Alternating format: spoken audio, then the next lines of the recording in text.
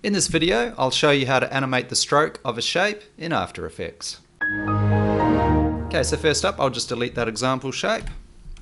And then we'll go up to the Shape panel and select the shape you want to use. I'll use the ellipse, but you can use any of these shapes.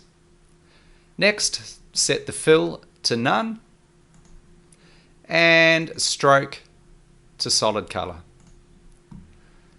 Then choose the color that you want your stroke to be and also the width. I'll keep mine at 10 pixels. Now let's draw out our shape.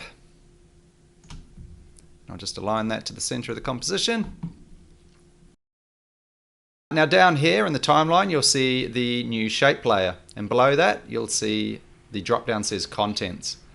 Next to the word add you'll see an arrow, click that and select trim paths. Now let's just move our playhead to the beginning of the timeline, and over in trim paths we'll go down to end, click the stopwatch to create a keyframe, and then drag the slider down to 0. Now over in the timeline, move your playhead out to where you want the animation to finish, and then drag this up to 100%. That'll automatically create your keyframe. Now if we take a look at this, working perfectly. Now if you want to close that stroke off again, just make sure you're lined up with the end keyframe for end, and click the stopwatch on the start to create a new keyframe.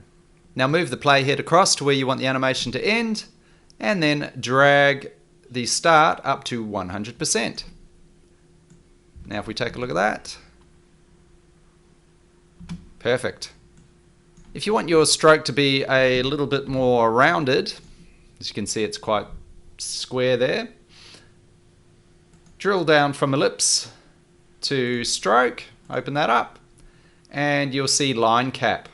Change that to round, and then you'll see that it's more rounded.